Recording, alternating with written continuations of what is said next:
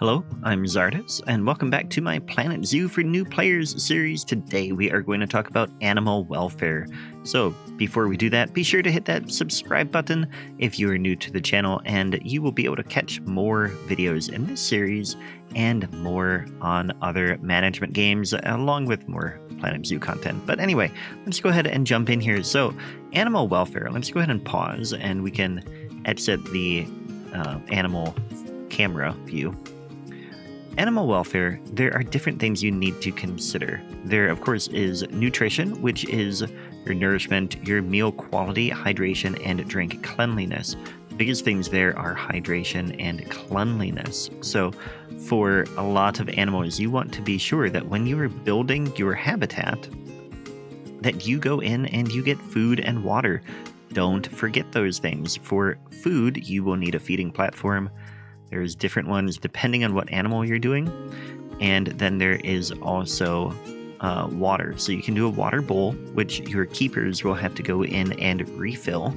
You can do a water pipe, which will just provide a little water spot that your animals can go to and drink from, which I think is probably what we're doing in this habitat. Or you can have it, oh no, we're connected to water here. You can have fresh water that they can drink from.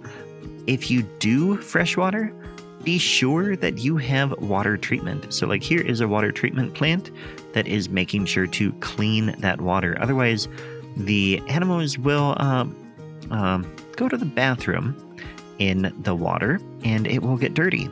And then they could get sick if they drink too much of it. That is drink cleanliness. So you want to make sure that water is clean. You want to make sure they have water available, hydration. Nourishment, that means that they have food available, and food quality, you can change by going to your habitat for that animal, like clicking here. I clicked on the barrier for that habitat, and I can go over to animals, and I can change the food quality for for all of the animals in here. We can do grade 3 food quality. It will cost more each time that keeper comes in and refills their food, but that food quality will go up. So that is nutrition. Then social, you want to make sure that their social group is the right amount. And to figure that out, you can go to the Zoopedia for them. And in fact, we can get a shortcut there by going down here to Zoopedia. And the moose, we want to make sure species data, group size, we want up to 1 male and up to 3 females. So in this habitat, we have 1 male, and we have more females than we need, but these are juveniles, so they don't count.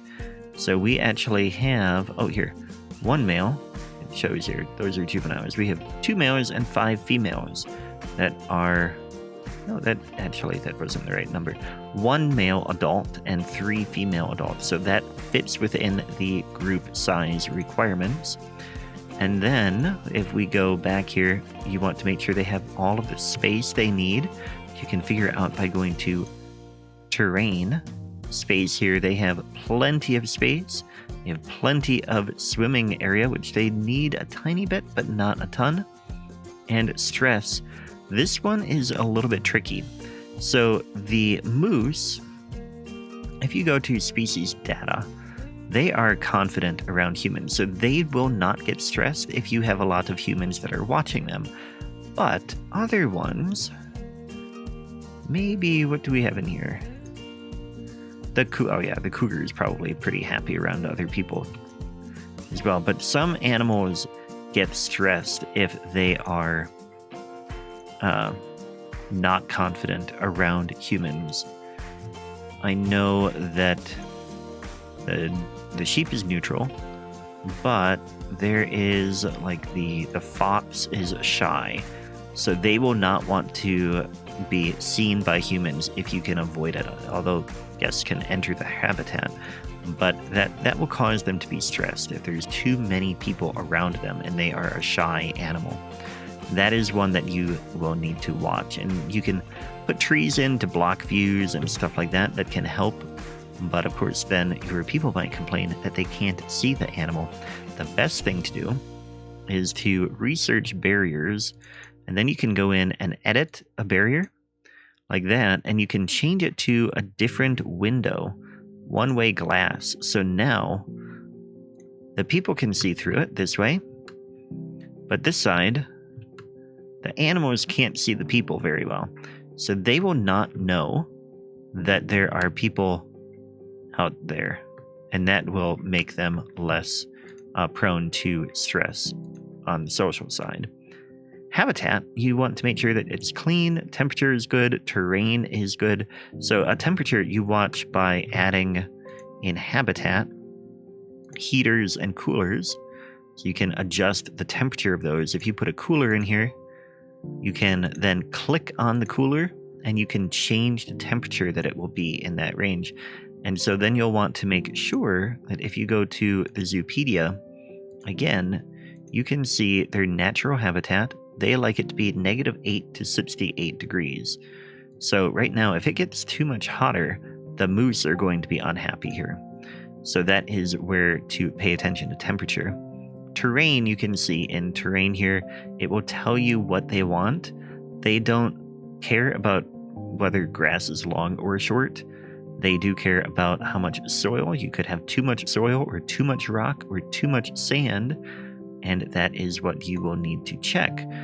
So for example, over here, the seals or sea lions here, they don't want much grass. They want a little bit of soil, a lot of rock, and a whole lot of sand. So you have to be careful when you watch that terrain requirement in there. Then they also might need tree coverage too. So that is another thing in terrain. Make sure that you have, in environment, that the coverage is where they want it. These ones, the moose doesn't really care. They want coverage. They don't really care how much there is.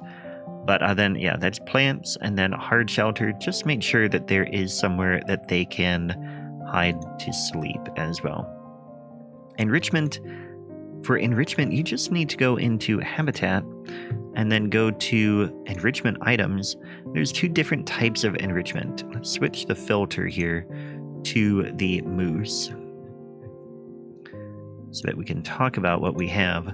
There is food enrichment, which are these items, and you need to make sure you have some food enrichment, and you also need to make sure you have some toys, and that will get both of your animal welfare things here. That will get your enrichment score up. So then the game will want you to have a pretty good animal welfare, probably higher than 80% will be fine. People will be happy with that. What is the meal quality is down. Okay, and if your welfare is too low, you'll get protesters that will impact your zoo in general. But that is all there is to animal welfare. Make sure that you're paying attention to everything in there. You might get alerts every once in a while from the game saying things like habitat is not clean. Then you need to click on the barrier and make sure you call the keeper. The keeper will come and take care of things. If there is not enough toys, then your animals may become stressed or like have low welfare, and your guests may complain and protest. Then just make sure you follow where the protests are and address the issues as needed. One last thing, if you don't have enrichment items, you need to research.